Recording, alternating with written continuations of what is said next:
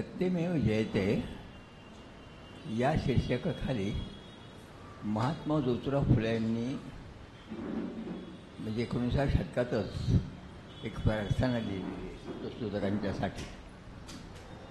आपल्या भारतीय घटनेचं ब्रीदवाक्य सत्यमेव जयते आहे. आणि आता हा विचार पण केला पाहिजे की आपल्या घटनेचं ब्रीदवाक्य सत्यमेव जयते आणि फुलेंची प्रार्थना. तर ती प्रार्थना मी एक एक ओळ सांगतो, आपण म्हणावी, चालेल ना? पण सत्य सर्वांचे आदी घर, सर्व धर्मांचे माहेर, जगा माझी सुख सारे, खास सत्याची ती पोळे. सत्य सर्वांचे आदी घर, सर्व धर्मांचे माहेर, सत्य सुखाला आधार, बाकी सर्व अंधकार. आहे सत्याचा बाजूर, काडी भंडाचा तू नीर. सत्य सर्वांचे आदी घर, सर्व धर्मांचे माहेर, सत्य आहे ज्याचे मूळ, करी धूर्तांची बाराळ.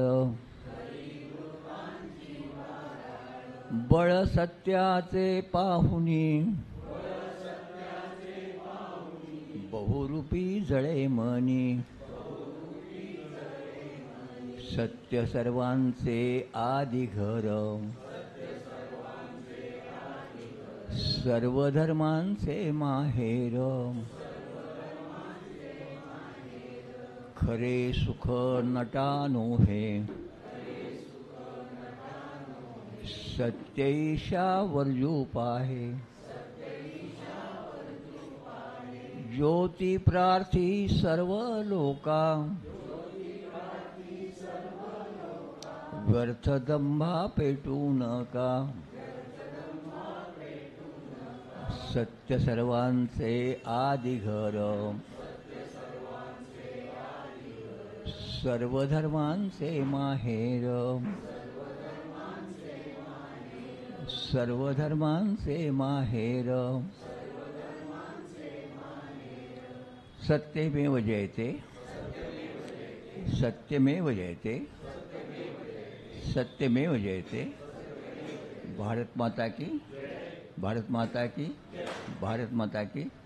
एकच खुलासा की इथे सत्यशोधक जो शब्द वापरला आहे तुमच्या लक्षात आणून देतो. आपल्या महाराष्ट्रामध्ये त्याचा वेगळा आहे, ब्राह्मण बाह्मणेतर हे आहे. पण फुले असं म्हणतात, ईश्वर आहे की नाही तुम्ही सांगायचं आणि मी का मानायचं? मला सत्याचा शोध घेऊ द्या ना. सत्यशोधनाची त्यांची जी भूमिका आहे त्याच्यामध्ये हा हक्क आहे की सत्यशोधन म्हणजे काय, मला ज्ञान आहे, मला ज्ञान, मला माझा हक्क बजावू द्या. तुम्ही साथ दिल्याबद्दल धन्यवाद. कार्यक्रम सुरू करण्यापूर्वी आपणा सर्वांना नेहमीची सूचना, कृपया आपले मोबाईल्स सायलेंट मोडवरती ठेवा.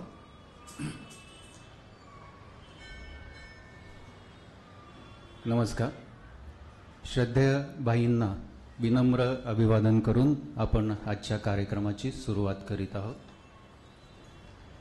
भाईवैद्य फाउंडेशन व आरोग्य सेना आयोजित आजच्या कार्यक्रमासाठी व्यासपीठावर उपस्थित असलेले आपल्या सर्वच परिवाराचे कुटुंब प्रमुख, ज्येष्ठ कामगार नेते, हमाल पंचायतचे अध्यक्ष आदरणीय डॉक्टर बाबा आढाव, आजच्या कार्यक्रमाचे अध्यक्ष, भाईवैद्य फाउंडेशन व आरोग्य सेनेचे संस्थापक, राष्ट्रीय प्रमुख व भाईवैद्य अकादमीचे अध्यक्ष डॉक्टर अभिजित वैद्य सर, आपले आजचे प्रमुख पाहुणे, राज्य मराठी विश्वकोश निर्मिती मंडळाचे माजी अध्यक्ष डॉक्टर राजा दीक्षित सर, अखिल भारतीय समाजवादी शिक्षण हक्क सभेचे कार्याध्यक्ष व लोकनेते भाई वैद्य अकादमीचे प्राचार्य प्राध्यापक शरद जावडेकर सर, आरोग्य सेना केंद्रीय समिती सदस्या व भाई वैद्य फाउंडेशनच्या सचिव प्राध्यापिका डॉक्टर गीतांजली वैद्य, आरोग्य सेनेचे राष्ट्रीय सरचिटणीस श्री लक्ष्मीकांतजी मुंदडा,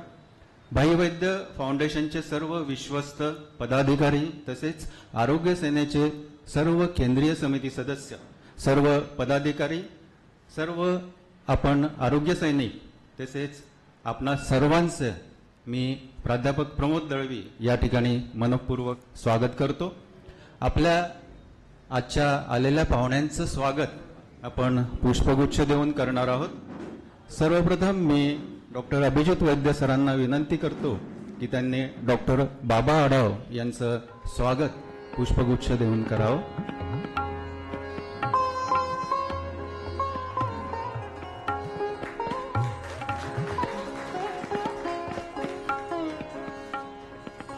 त्याचप्रमाणे वैद्य सरांना मी विनंती करतो की त्यांनी डॉक्टर राजा दीक्षित सरांचं या ठिकाणी स्वागत करायचं आहे.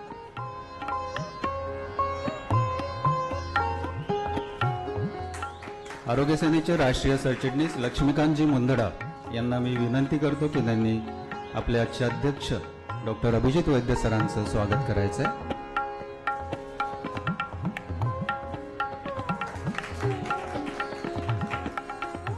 त्याचप्रमाणे प्राध्यापिका डॉक्टर गीतांजली वैद्य यांना मी विनंती करतो की त्यांनी प्राध्यापक शरद जावडेकर सरांचं स्वागत करायचं.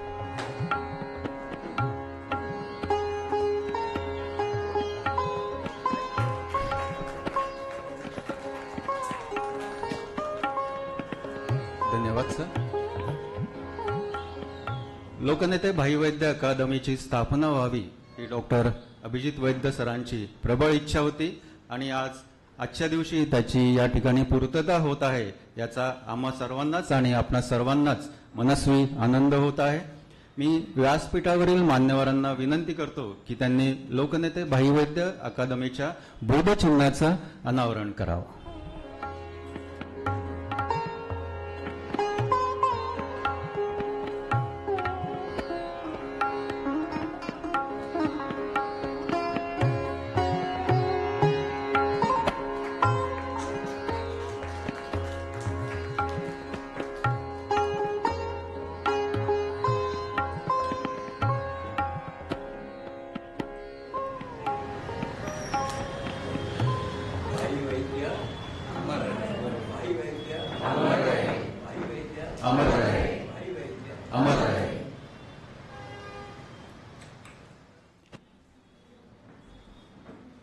लोकनेते भाई वैद्य अकादमी स्थापन करण्यासाठी त्यामागची संकल्पना आणि डॉक्टर अभिजित वैद्य सर यांची या अकादमी मागची भूमिका या बाबतीत विश्लेषण करण्यासाठी मी आमंत्रित करतो लोकनेते भाई वैद्य अकादमीचे प्राचार्य प्राध्यापक शरद जावडेकर सर यांना आजच्या कार्यक्रमाचं प्रास्ताविक करण्यासाठी.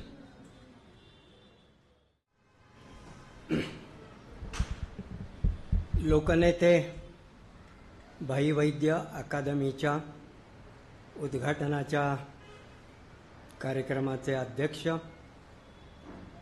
आदरणीय डॉक्टर अभिजित वैद्यजी, उद्घाटक दीक्षित सर आणि आदरणीय बाबा आणि भाईंच्या प्रेमाखातर जमलेल्या सर्व माझ्या भावांनो आणि बहिणींनो, भाई हे केवळ लोकनेते नव्हते, तर भाई हे विचारवंत आणि व्हिजनरी होते.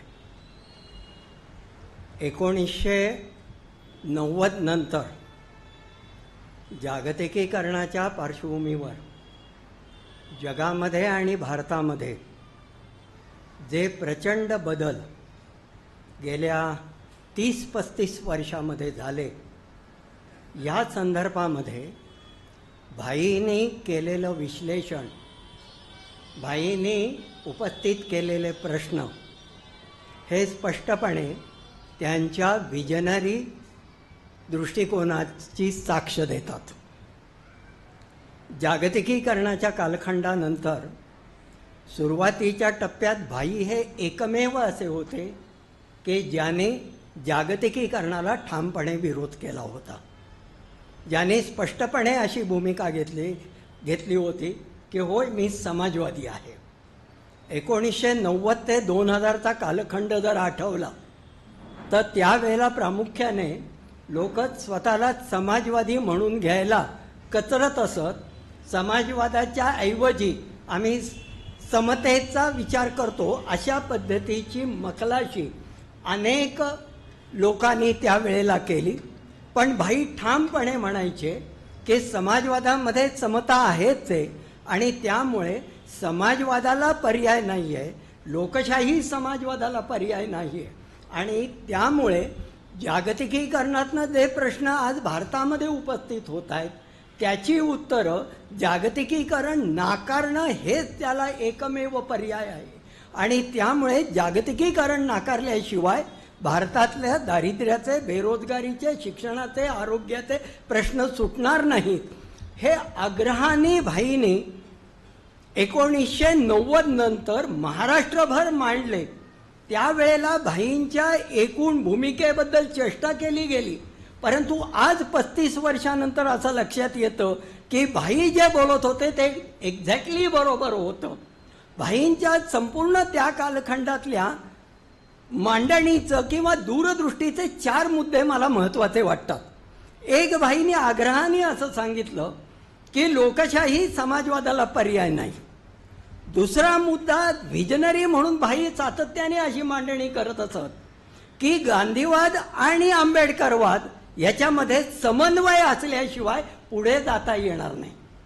तिसरा मुद्दा, भाई सातत्याने असं सांगत असत की एकूण आताचं वातावरण हे मार्केट स्मृती आणि मनुस्मृतीचं मिश्रण आहे आणि त्यामुळे RSSच्या एकूण जी काही सुनामी आहे किंवा RSSचा जो काही प्रचार चालू आहे त्याला विरोध करायचा असेल तर या ठिकाणी आंबेडकरवाद्यांपासून नक्षलवाद्यांपर्यंत सगळ्यांनी एकत्र आलं पाहिजे. त्याच्याशिवाय RSSचा मुकाबला करता येणार नाही.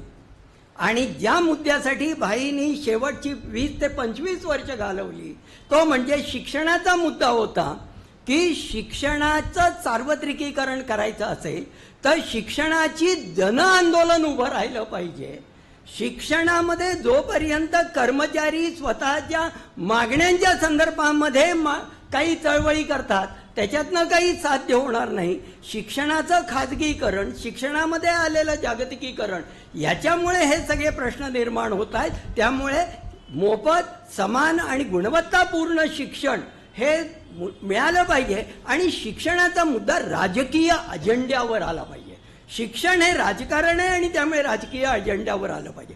हे जे 4 मुद्दे भाई शेवटच्या 35 वर्षामध्ये म्हणजे जागतिकीकरणानंतर सातत्याने सांगत होते ते सर्व मुद्दे आता ह्या घडीला लोकांना रिलेव्हंट वाटायला लागलेले आहेत. म्हणजे ज्या वेळेला एंड ऑफ आयडिओलॉजीची चर्चा भारतामध्ये अनेक इंग्रजी वाचणारी मध्यमवर्गीय आणि उच्च मध्यमवर्गीय करत होती त्यावेळेला भाईंनी 90 मध्ये एका चर्चासत्रात सांगितलेलं एकच उदाहरण सांगतो. एंड ऑफ आयडिओलॉजीच्या संदर्भात आयडिओलॉजीचं महत्त्व काय तर भाईंनी असं सांगितलं की समुद्रामध्ये प्रवास करायला निघालात आणि ज्यावेळेला आजूबाजूला कुठेही किनारा दिसत नाही त्यावेळेला ध्रुवतारा म्हणजे आपल्याकडचं होका यंत्र आहे आणि हे होका यंत्र हे आयडिओलॉजी आहे आणि सुकाणू हे टेक्नॉलॉजी आहे.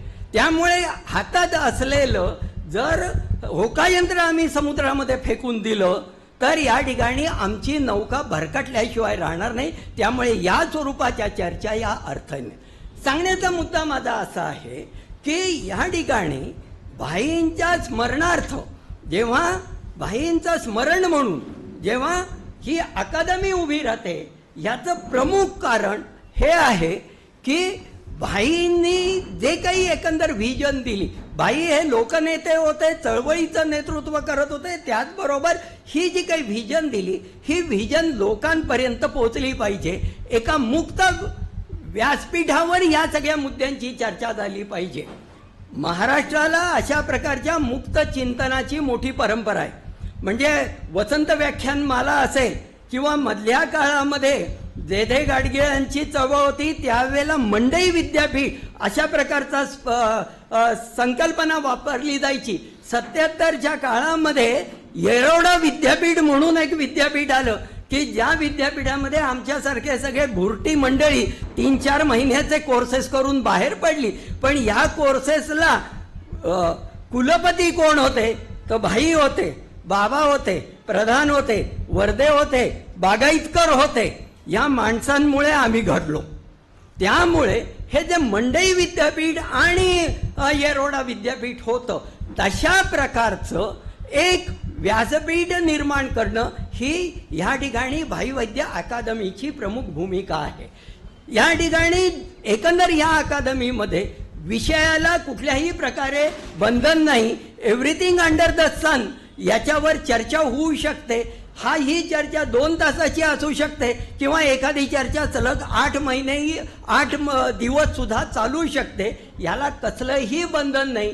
अगदी पथनाट्य किंवा पथनाट्यापासून फिल्म मेकिंग पर्यंत आणि भारतीय ज्ञान परंपरेपासून अर्थशास्त्रापर्यंत आणि कौटिल्याच्या अर्थशास्त्रापासून ते आत्ता 15 दिवसापूर्वी ज्यांना इकॉनॉमिक्सचं नोबेल प्राइज मिळालेलं आहे त्या सर्व विषयाची चर्चा या ठिकाणी होऊ शकते. एका बाजूला या व्यासपीठावर ही चर्चा होऊ शकेल, त्याचबरोबर आणि ती चर्चा कुठल्याही ग्रुपसाठी असू शकेल, कुठल्याही वयोगटासाठी असू शकेल. त्याला कुठलंही औपचारिक बंधन नाही. ज्याला कोणाला शिकायचंय, ज्याला कोणाला समजून घ्यायचंय त्याच्यासाठी हे व्यासपीठ मुक्त असेल. आणि त्याचबरोबर ह्या संपूर्ण अकादमीमधनं निरनिराळ्या स्वरूपाचे संशोधनाचे प्रकल्प हाती घेणं हे याचं उद्दिष्ट आहे. 15 दिवसापूर्वी 20 दिवसापूर्वी बाबांनी शालेय पोषण आहाराच्या संदर्भामध्ये एक चर्चासत्र आयोजित केलं होतं आणि त्यावेळेला शिक्षण आयुक्त स्वतः त्या ठिकाणी आले होते. आणि याच्यामध्ये म्हणजे शालेय पोषण आहार, या शालेय पोषण आहाराच्या संदर्भामध्ये विद्यार्थ्यांचा फीडबॅक घेणं आणि या संपूर्ण योजना जास्त कार्यक्षम पद्धतीने कशी अंमलात आणता येईल किंवा बदल करता येतील अशा स्वरूपाची चर्चा होऊ शकते. किंवा इला आत्ता आलेली नाहीये, इला कांबळी यांनी उर्दू माध्यमांच्या शाळांच्या विद्यार्थ्यांचे प्रश्नाचा छोटा प्रकल्प हाती घेतलेला आहे. अशा प्रकारच्या कुठल्याही स्वरूपाचे छोटे प्रकल्प ज्याला एक उपयुक्तता आहे अशा प्रकारचे प्रकल्प हाती घेणं हे या ठिकाणी भाई वैद्य अकादमीचं प्रमुख उद्दिष्ट आहे. अकादमीचा संबंध हा रॉयल अकॅडमी जो शब्द वापरला जातो, royal academy, Swedish royal academy, British royal academy, त्या रॉयल अकॅडमीशी जसा संबंध येते तसा प्लेटोच्या अकॅडमीशी सुद्धा त्याचा संबंध लागतो. त्यामुळे भाई वैद्य यांना आदरांजली व्हायची असेल तर 2 पद्धतीने आदरांजली वाहता येईल आणि वाहणं आवश्यक आहे. एका बाजूला रस्त्यावरची चळवळ करत राहणं हा एक आवश्यक भाग आहे आणि त्याच बाजूला या सगळ्या प्रश्नांची वैचारिक मंथन सातत्याने करत राहणं हे आवश्यक आहे. आणि या दोन्ही गोष्टी करण्याच्या दृष्टीने हे उद्देश डोळ्यासमोर ठेवून भाई वैद्य अकादमी या ठिकाणी स्थापन झालेली आहे. त्याचं उद्घाटन आज झालेलं आहे. या अकादमीच्या वतीने आपलं सगळ्यांचं या ठिकाणी मी मनापासून स्वागत करतो. आपण उपस्थित झालात याबद्दल आपलं अभिनंदन करतो आणि माझं प्रास्ताविक थांबवतो. धन्यवाद.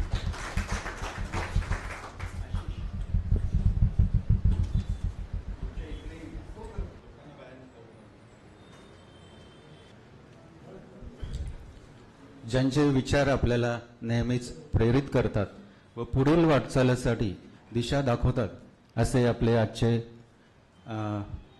प्रमुख पाहुणे डॉक्टर बाबा आढाव आणि आपले कुटुंब प्रमुख यांना मी विनंती करतो की त्यांनी आपल्याला मार्गदर्शन करावं. मी जरा बसूनच बोलतो आहे त्याबद्दल क्षमा करा. बांधवांनो, सर बोलत असताना माझं मन जरा मागे गेलं होतं. आत्ता जशी ही संस्था स्थापन करतात तुम्ही, तसं भाईंचं 33 गुरुवार पुण्यात भाई राहत होते आणि एका सकाळी मुस्लिम सत्यशोधक मंडळाचे आजचे सय्यद भाई, स्वतः हमीद दलवाई आणि आम्ही मंडळी जमलो होतो आणि काही नाही, साधं अगदी आता इथे खुर्च्या वाचतायचे होत आहेत, भाईंचं साधं घर आणि त्या ठिकाणी मुस्लिम सत्यशोधक मंडळाची स्थापना झाली.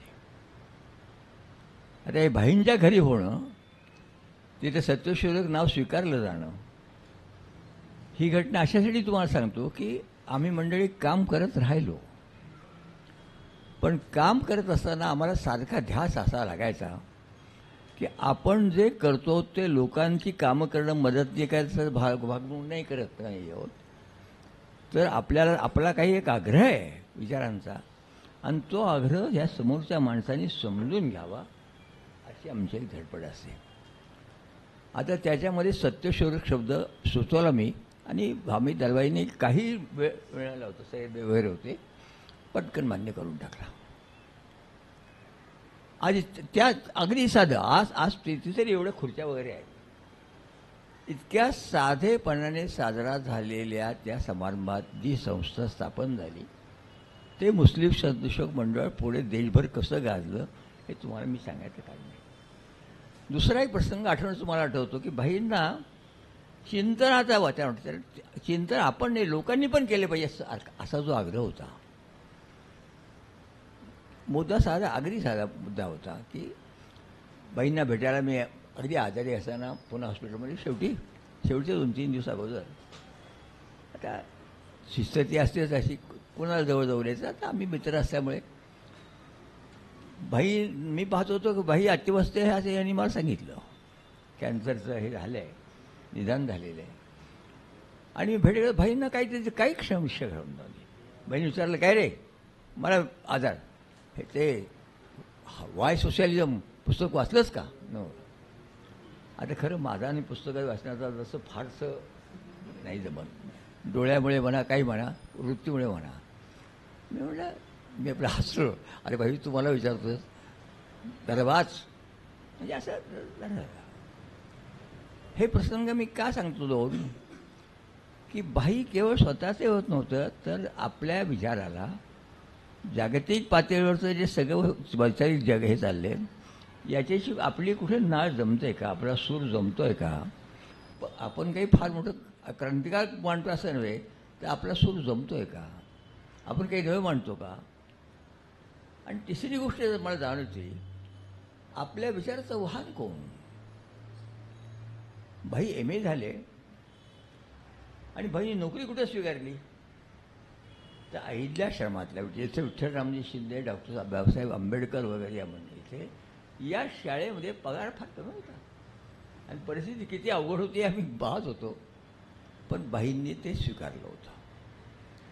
हे इथल्या सभागृहाला मी का सांगतो तुम्हाला, मी साधनांची शुचिता या शब्दाची टवळी अनेकांनी केली. त्याचं कारण होतं की आम्ही हे करतोय आणि राजकीय पातळीवर चाललेला तमाशा मांडला तर लोकांना काय वाटावं. आज आपल्याला जे जाणवतं, तुम्ही विचार काय करतोय, हिंदुत्वाच्या विचाराचं काही चालले, किनारी काहीतरी दिसते, लागते, काहीतरी चालले, चर्चा चाललेली आहे. कोणाचं हिंदुत्व, आता कोणाचं हिंदुत्व. मी उदाहरण काय देतो, आम्ही मंडळी जरी चळवळीत असलो तरी ज्या मोठ्या चळवळी चालत असतात, या चळवळींच्या मध्ये काही एखादी अशी चंदेरी किनार आहे का की ज्यामध्ये हा मुद्द्यावर चर्चा चालते. आणि मग असं जाणवलं की नाही, आपल्या जो संस्थाच नाहीत, आपले रोजचं जीवन इतकं बटबटीत झालेलं आहे, त्या निवडणुका आणि ती म्युन्सिपाल्टी, ती असेंब्ली, ते सगळे त्याचे इतकं गुरफटलेलं आहे की कोणाला याची सवडच नाही आहे, मला फक्त पुढे जाऊ द्या एवढंच चाललेलं आहे.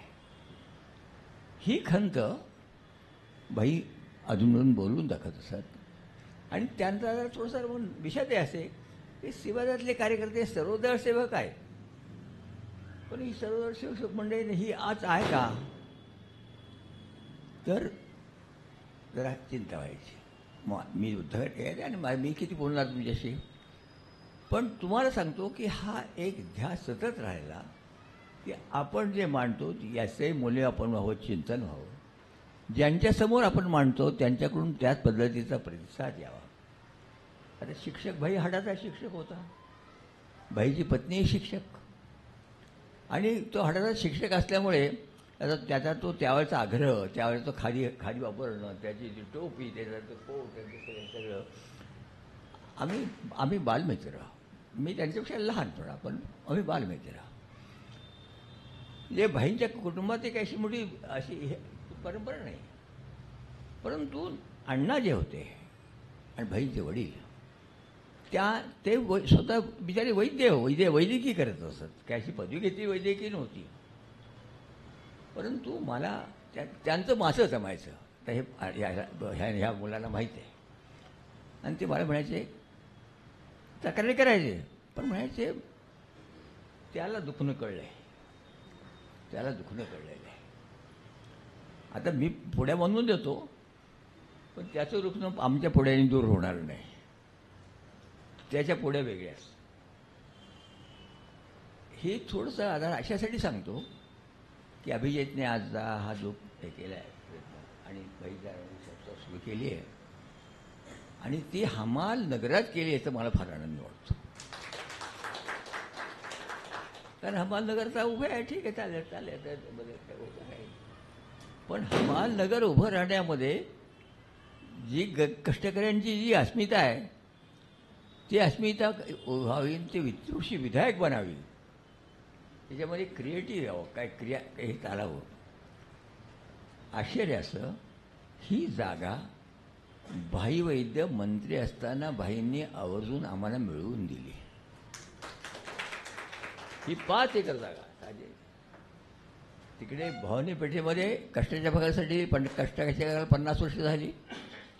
इकडे ह्यालाही आता 50 वर्ष होऊन गेले, तर नवत्याचं स्वरूप यायचं आहे. ही जागा समज नगराची 5 एकर जागा, भाई राज्याचे गृहमंत्री झाले, राज्यगृहमंत्री आणि भाईंनी काय मला काय सांगितलं, तू बघते का. आले कलेक्टर आले, आम्हाला सांगितलं की पैसे भरायचे, की जागा शेजारी मार्केट यार्ड तयार होते, तिथं हमाल काम करणार आहेत, त्या हमालांच्यासाठी इथे राहणार, चांगली गोष्ट आहे.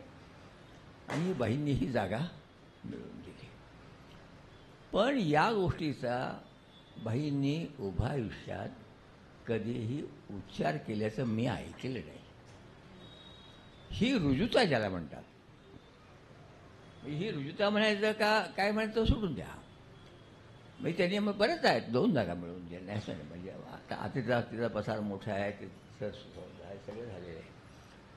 तर आम्ही जे लोकशाही समाजवादी चळवळीत काम करत राहिलो, तसेच समाजवादी चळवळीतले आम्ही विद्रोही आहे, तुम्हाला मी सांगतो. म्हणजे आमच्या महाराष्ट्रात सुद्धा डॉक्टर लोहियांच्याबरोबर गेणारे आम्ही पहिली माणसं. आणि भाई म्हणजे आणि भाईंचं एक होतं, त्यांना एक शिस्त होती आणि त्यांचा आग्रह होता की कोणत्याही पक्षामध्ये शिस्त कशी आहे, रेजिड नको, निष्ठा ज्या आहेत वैचारिक निष्ठेशी तुमची बांधिलकी असली पाहिजे, तर देखाव नको त्याचा. त्यामुळे महानगरपालिकेमध्ये त्याने आम्ही एकत्र काम केलं, सार्वजनिक जीवनात काम केलं, अनेक संस्था इथे आले. आज तुम्ही मला इथं बोलवलं नाही केलं, मला खूप खूप बरं वाटलं. कारण मला माझी खंत नेहमीच वाटते, लोक कौतुक करतात, वा बाबा वा. पण मी विचार करतो, तरी नुसतं कौतुक करतोय, पण हे त्याच्याबद्दल काही बोला ना जरा, कसं हे असं कसं पुढं नेता येईल, काय करता येईल. आता मला किती आश्चर्य वाटलं, आमच्या कष्टाच्या भागाच्या ह्याला 50 वर्ष झाली आणि आम्ही त्याचं केलं आणि ते झालं. आणि आज लगेच हे आलं की कष्टाच्या भागात केंद्रातल्या आहाराबद्दल चर्चा सुरू होते. मला खरोखर आनंद वाटतो. हे सर्वात महत्त्वाचं आहे. ज्याचा बाजार तिकडं झाला आहे तिथे इतकं जी मुलं आमची त्या मुलांची प्रेमाने 2 घास करण्याचं एखाद्याचं वेळ आलं. अशा नव्या संकल्पना भाईंच्या इकडे पदं भरपूर आली. भाईंनी राष्ट्र सेवा दलाचे हे झाले आणि आम्ही सारखा थोडंसं माझं लांबते, मला माफ करा, 2 मिनटं संपवणार आहे. पण तुम्हाला एवढंच सांगतो, लोकशाही समाजवाद केवळ वृत्तपत्रामध्ये आणि लेखाचं कुठेतरी मांडणीचं मूलभूत असं नाही. तर महात्मा गांधींच्यामुळे सूत कताईपासून, बाई स्वतः खादी वापरत, सूत कताईपासून उत्तर उपोषण या सगळ्याच्या आम्ही उभय तास किती वेळा सत्याग्रहात जावं म्हटलं भाई आणि मी अनेक वेळा सत्याग्रह हे तुम्हाला अशासाठी सांगतो की हे नव्या पिढीला माहीत नाही म्हणून सांगायचं मला. PMTमध्ये एक प्रस्ताव आला की किर्लोस्करांनी जो किर्लोस्करांच्या कामगारांचा जो संप चालला आहे या संपामध्ये जे लोक काम करायला तयार आहेत त्या भाडोत्री कामगारांना घेऊन जाण्यासाठी महानगरपालिकेच्या बसेस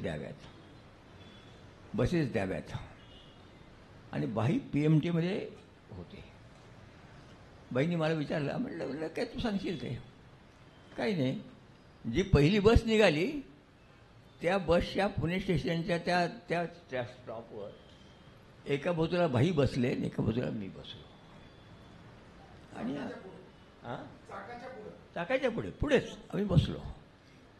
आता आम्ही दोघे नगरसेवक असल्यामुळे हे बसल्यामुळे जरा कळवा झाला आणि मग महानगरपालिकेच्या जनरल बॉडीने ठराव केला की कुठल्याही संपात PMTची गाडी देत आहोत.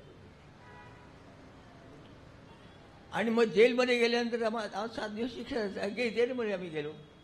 जेलमध्ये सुद्धा काय असायचं बाईचं अरे इथं बस यायचे म्हणायचे वाचलंच काय हे बघ हे काय आहे माझं वाचनदार त्यामुळे मर्यादित हे बघ काय म्हटलं आहे हे काय बघ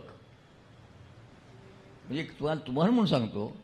एक आठवण होते की मोहम्मद अली जिन्नांना ते TBचे पेशंट होते आणि ही गोष्ट माउंटबॅटन शिवाय काही कोणालाही माहीत नव्हती. आणि असा एक लोकांचा परत नंतर आला की तुम्ही 6 महिने पुढे टाकला जिना गेलेले असतील आणि आपला मार्ग मोकळा होईल. ह्याच्यात खूप गरज झाली आहे. माउंटबॅटनना ही गोष्ट माहीत होती आणि नंतर ती उघड झाली. तर असे इतके तपशील हे तुम्हाला या आठवणी आणसा सांगितले असे तपशील तुम्हाला सांगायचं म्हणजे. आणि भाईंनी मला विचारलं पाहिलं म्हटलं हो ऐकलं ते मला विचारायला त्यांनी साक्ष काढली आहे खरं आहे का म्हणून काही त्यांची एकमेकात चालतंय आणि तो माणूस पुस्तक घेऊन आला आहे रीड इट वाचा हे बघा हे वाचा काय घाय झाले तुम्ही त्या गांधीचं हे करता 6 महिने पुढे गेलं असतं तर काय बिघडलं वगैरे. ठीक आहे आपल्या वेळेचं मर्यादा लक्षात घेऊन थोडं माझं लांबलं त्याबद्दल क्षमा मागतो मी. आणि ही संस्था इथं सुरू केली. अभिजित रोज आमची प्रकृती त्यांच्या हातात आहे. आता त्यांच्या हातात आमचं डोकं देखील त्यांच्या हातात जाते सरळ दिसतं मला दिसते बरे आहेत म्हणजे जरा आम्हाला जे राहिलं वाटतं करायचं आता आम्ही काही यादीत आहोत ते टिकवत होता मला चालू होतात आणतात तसं काही वाटू देऊ नका तुम्ही असे म्हणतात. तेव्हा अतिशय असं छानपैकी अतिशय उत्तम असं आणि बाहेर जे चाललं आहे मला सांगायचा मुद्दा असा जे चाललं आहे त्यामुळे तुम्ही आणि मी अत्यंत व्यथित आहोत.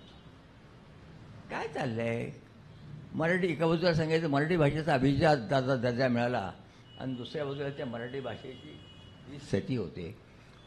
अशा एका काळात एकमेकाच्याबद्दल राजकारणातली परिभाषा बोलणं सगळं काय त्याला काय चाललंय काय इंग्रजीमध्ये व्हल्गर म्हणतात आपल्याकडे अश्लील म्हणतात तर जाऊ दे. अशा काळामध्ये तिकडे उमेदवारांच्या याद्या जाहीर होत आहेत आणि इकडे हमाल व नगरामध्ये ही एक संस्था सुरू होते. या संस्थेला पुरेपूर अभिजित साह्य राहील त्याच्याबद्दल शंकाच नाही. आपण वेगळं मानणारच नाही आहोत. आणि जनप्रश्नसुद्धा आपण किती का लहान असेना पण जरा आणि या संस्थेला एक मान्यता मिळवू जसं गोखले रस्ता संस्थेला मिळालं काही वर्ष की त्या संस्थेने जर दुसऱ्याबद्दल विधान केलं तर अमान्य तसं एक सँक्शन आपल्या संस्थेला मिळत राहावं. आणि जी बहीणच्या डोक्यामध्ये लोकशाही समाजवादाशिवाय पर्याय नाही. आणि आताही ते येते नव्या संदर्भात नव्या जागतिक संदर्भात सगळ्या संदर्भात सुद्धा मांडायला लागावं. अपेक्षा एवढीच एखादं व्याख्यान महिन्याने म्हणा 3 महिन्यांनी म्हणा ठरवून त्यातली जर काही जे ठरलेली मंडळी असतील तर तो एक उपक्रम सुरू करण्याचा प्रयत्न व्हावा. अशा काही सूचना आपण बोलतो आजच सगळं सांगितलं पाहिजे असं नव्हे. तुम्ही मला ऐकलं संधी दिलीत याबद्दल मी तुम्हाला धन्यवाद देतो. बाईंच्या स्मृतीला लाख लाख आमची कन्या आई बहीणच्या आईला माझी आई मुली आई माताच म्हणत होती. दोघींचं नातं इतकं जवळचं होतं. त्यामुळे एक कौटुंबिक भाग आहे, सार्वजनिक भाग आहे आणि कालाचंही त्याला वेळ आहे. ज्या काळामध्ये तू अभिजित एक सुरू करतोयस, हँड्स ऑफ. धन्यवाद.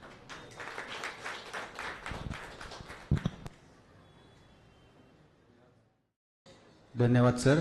आपले विचार आम्हाला नेहमीच प्रेरणादायी असतात. यानंतर आपले आजचे उद्घाटक प्रमुख पाहुणे राज्य मराठी विश्वकोश निर्मिती मंडळाचे माजी अध्यक्ष प्राध्यापक डॉक्टर राजा दीक्षित सर यांना मी या ठिकाणी आमंत्रित करतो आपल्याला मार्गदर्शन करण्यासाठी. आजच्या या समारंभाचे अध्यक्ष डॉक्टर अभिजित वैद्य, आदरणीय बाबा आढाव, आमचे मित्र आणि या अकॅडमीचे प्रमुख प्राचार्य डॉक्टर जावडेकर सर, इथे उपस्थितांमध्ये अनेक व्यक्ती ओळखीच्या आहेत आणि बंधू भगिनींनो, मला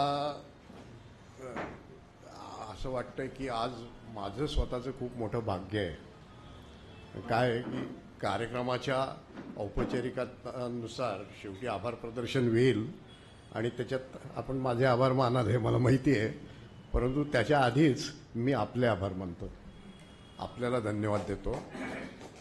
याचं कारण भाईंच्या नावाने स्थापन केलेली ही जी अकादमी आहे त्याचं उद्घाटन करण्याचा मान आपण मला दिलात. मी असं समजतो की हे माझं भाग्य आहे, हा माझा सन्मान आहे.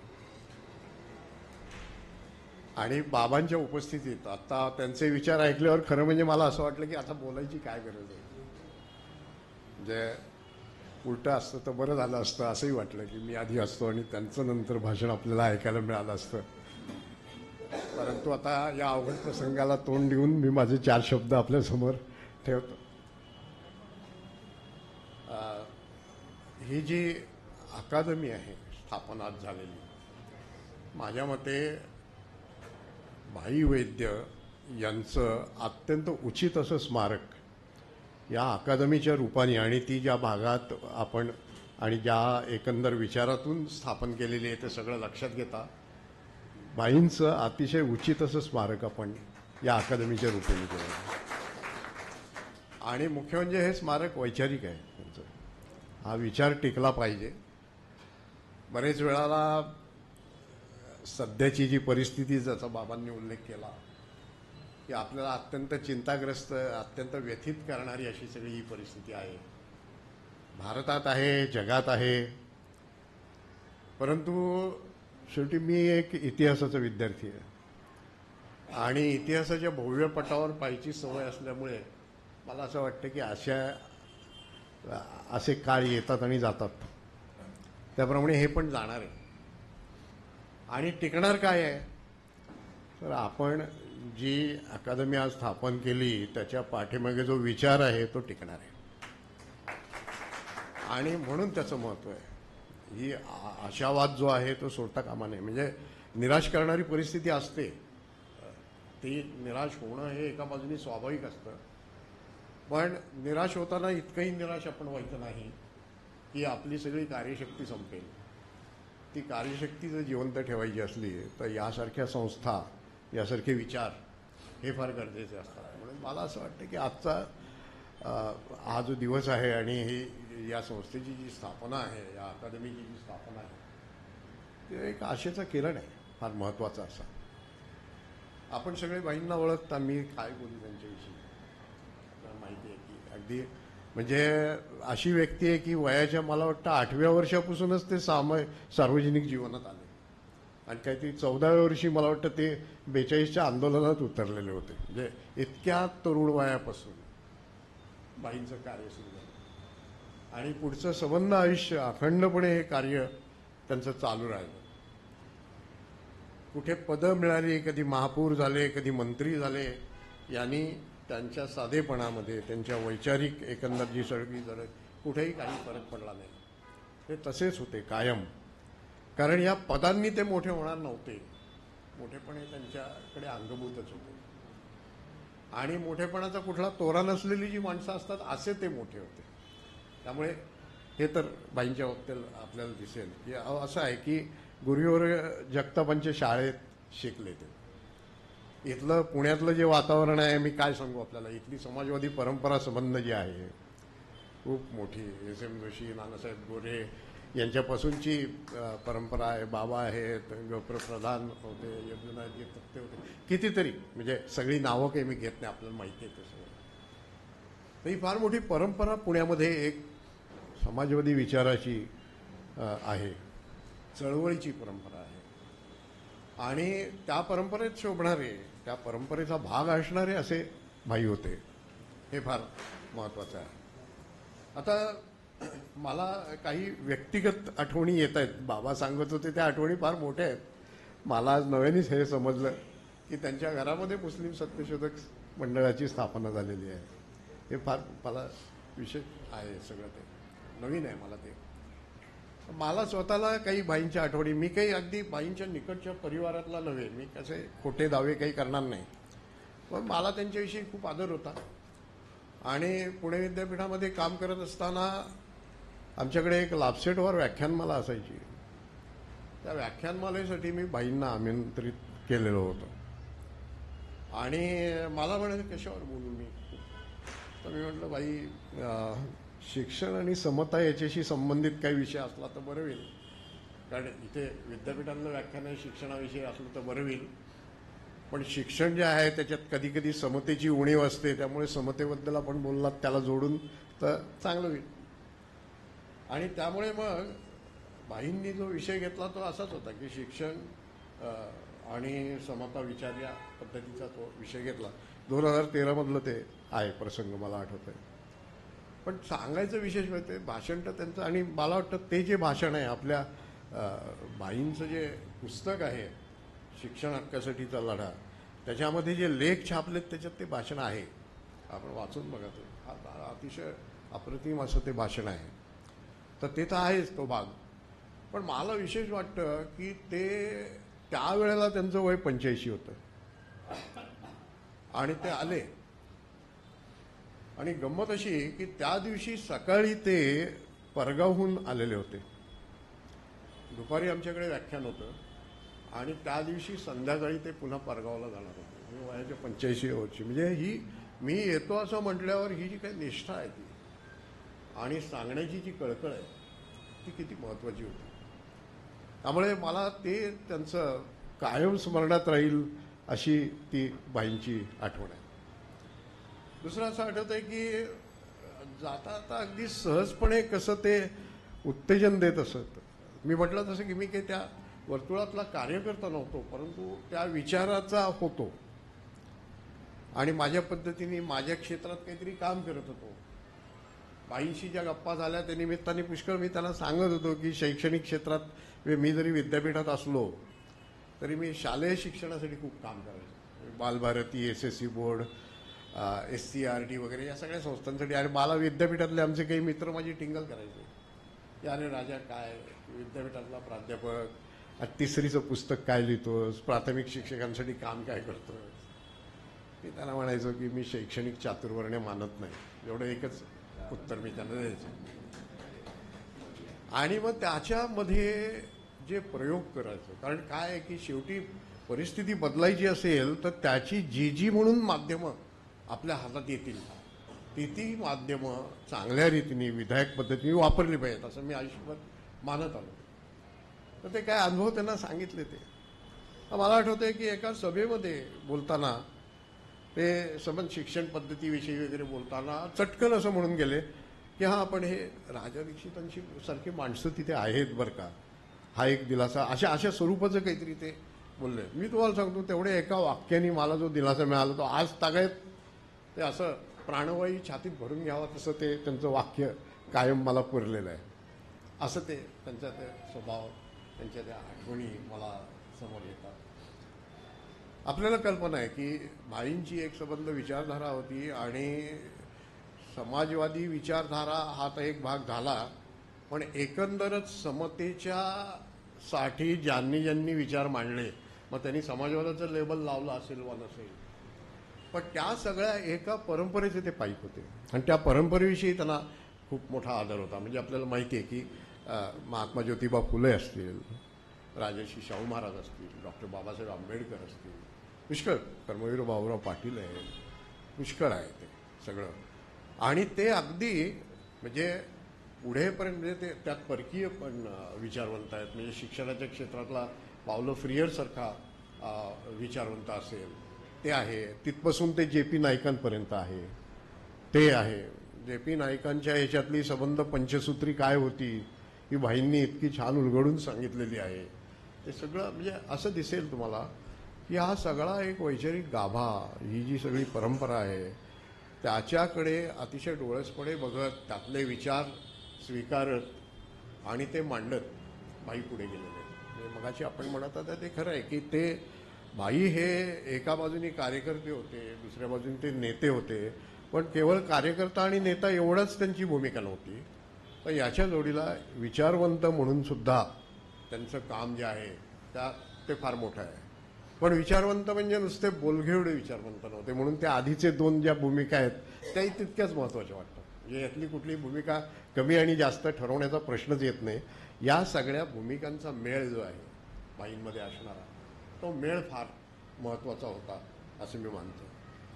आता अशा व्यक्तीच्या नावाने ज्या वेळेला अशी संस्था स्थापन होते, अकॅडमी स्थापन होते, अकॅडमीचा आपण संदर्भ फार प्राचीन काळापर्यंत, प्राचीन ग्रीसपर्यंत दिला आहे करायचे.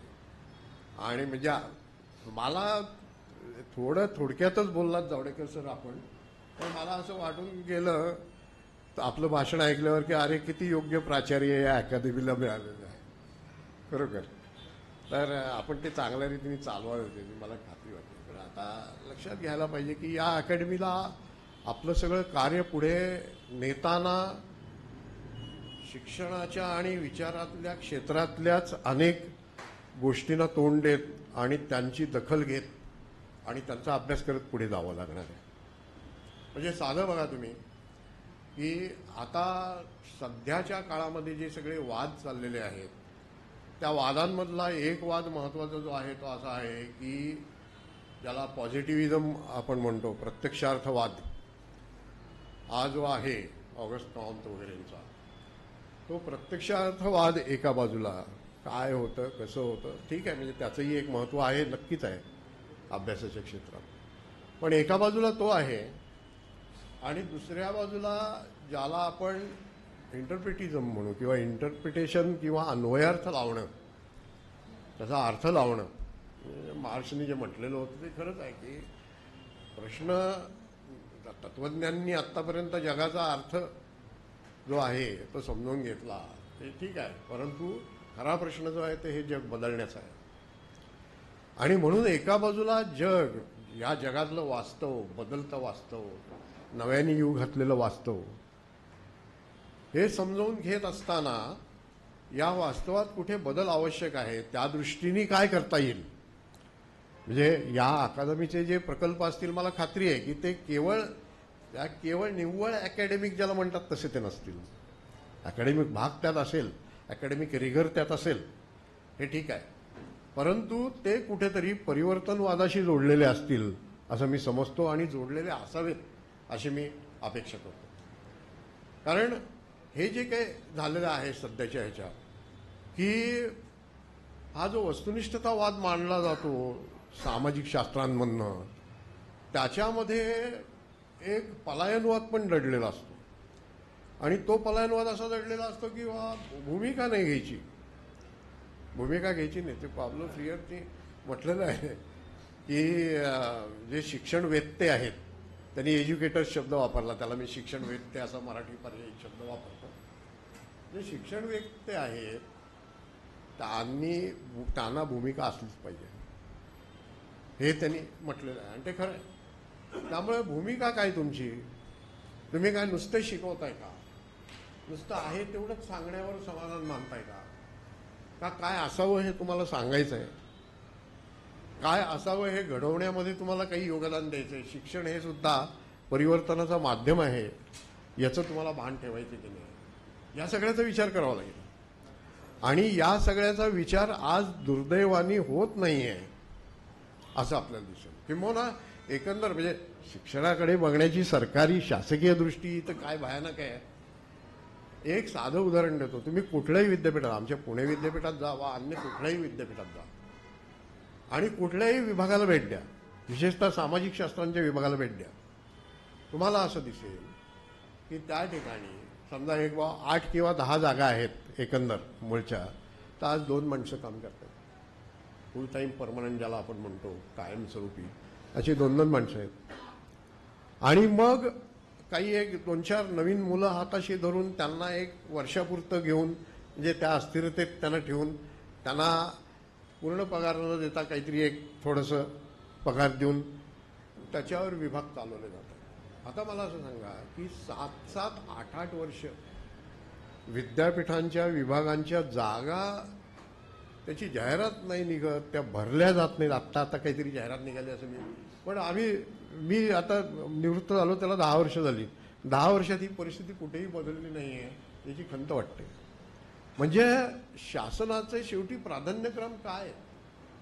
म्हणजे सारी विद्यापीठं पण तुम्हाला नीट चालू द्यायची नाही आहेत का, हा खरा प्रश्न आहे. आणि जर मग असा तुमचा प्राधान्यक्रम असेल तर तुम्ही काय बदल घडवून आणणार आहात?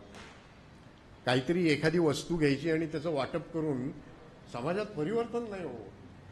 समाजात परिवर्तन होण्यासाठी या सगळ्या प्रकारची धोरणं आखावी लागतात की जी मूलगामी धोरणं आहेत. वरवरची मलमपट्टी करणारी आणि दिशाभूल करणारी धोरणं लोकांच्या तोंडावर फेकून काही उपयोग नसतो.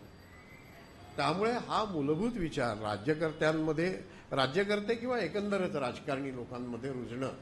आज साधी राजकारणाची भाषा नावाची जी काय गोष्ट आहे ती इतकी भयानक, म्हणजे म्हणजे आपण आपल्या मराठी भाषेचा अभिमान सांगतो एका बाजूने, आणि मराठी भाषा किती अवनत झालेली आहे किंवा किती अवनत होऊ शकते याचं दर्शन आज आपल्याला राजकारणात घडतंय. लाज वाटते याची की हे लोक आमचे राज्यकर्ते आहेत, हे लोक या महाराष्ट्रातले राजकारणी आहेत. आणि महाराष्ट्र हा नेहमी असं मानत आलो आपण अगदी प्रबोधन काळापासून की महाराष्ट्र हा या सगळ्या भारताला आदर्श असं काहीतरी एक मॉडेल आहे, इथे प्रतिमान आहे, हे आपण मानत आलो. त्या महाराष्ट्राची आजची अवनत अवस्था जर पाहिली तर अतिशय खंत वाटते. भाईंची आठवण जी येते ती त्यामुळे येते की भाईंनी जे संबंध कार्य केलं आणि त्याच्यातला हा जो विचाराचा आणि परिवर्तनवादी विचाराचा जो धागा त्यांनी पकडून ठेवला तो फार महत्वाचा होता. आणि म्हणून त्या दृष्टीने आज हे काही इथे जे घडतं आहे ते म्हणजे त्याचं स्वागत करायला पाहिजे. ते एक सुचिन्ह आहे असं मी मानतो. आणि नेहमीच अशा अनेक गोष्टींची सुरुवात पुण्यातून झाली आहे. पुण्यात दोन्ही आहे, पुरोगामी विचाराचं सुद्धा पुणे हा आगर आहे आणि प्रतिगामी विचाराचे सुद्धा दुसरं टोक इथे आपल्याला पाहायला मिळतं. पण याच्यातून आपल्याला असं मात्र दिसेल की अनेक पुरोगामी चळवळी, अनेक पुरोगामी विचारधारा हे या पुण्यातून पुढे गेलेले आहे. आणि म्हणून ही अकादमी आज नाव छोटं असेल लोकांच्या दृष्टीने, एवढंच होईल काय झालं एक संस्था स्थापन झाली, आज असंच चित्र असणार. पण मला खात्री आहे की हे उद्या बदलेल. आणि त्या दृष्टीने ती जी पुण्याची जी एक शैक्षणिक वैचारिक परिवर्तनवादी अशी जी सगळी परंपरा आहे त्या परंपरेचं प्रतिनिधित्व या संस्थेने करावं आणि संस्था करेल त्यासाठीच्या शुभेच्छा मी या निमित्ताने देऊ इच्छितो. बोलण्यासारखं खूप असतं परंतु वेळेचं भान हे नेहमी पाळावं लागतं. स्वतः बाबांनी ते पाळलेलं आहे आणि मला त्यांनी प्रमुख पाहुणा वगैरे या निमित्ताने एक 5 मिनिटं जास्त दिली ती, मला वाटतं ती घेऊन झालेली आहेत. तर त्यामुळे मी या लोकनेते भाई वैद्य अकादमी एकतर औपचारिक घोषणा करतो की याचं उद्घाटन झालेलं आहे आणि या अकादमीचं काम अतिशय उत्तम रीतीने चालावं यासाठीच्या शुभेच्छा देतो. मला डॉक्टर साहेबांनी आज इथे बोलवलं त्याच्याबद्दल त्यांचे आमचे फार स्नेहाचे संबंध आहेत. आमचा संवाद नेहमी चालू असतो. त्यांनी बोलवलं याबद्दल आनंद व्यक्त करतो. त्यांना धन्यवाद देतो आणि आपण सर्वांची रजा घेतो.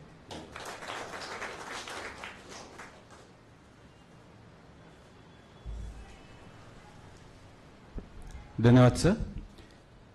यानंतर लोकनेते भाई वैद्य अकादमीचे अध्यक्ष व आजच्या कार्यक्रमाचे अध्यक्ष आदरणीय डॉक्टर अभिजित वैद्य सर यांना अध्यक्षीय भाषणासाठी.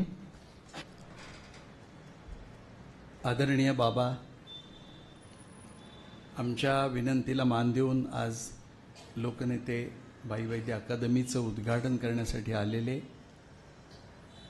आणि जे नेहमीच आरोग्य सेनेच्या विनंतीला मान देऊन, भाई वैद्य फाउंडेशनच्या विनंतीला मान देऊन कायमच आलेले आहेत, ते प्राध्यापक डॉक्टर राजा दीक्षित.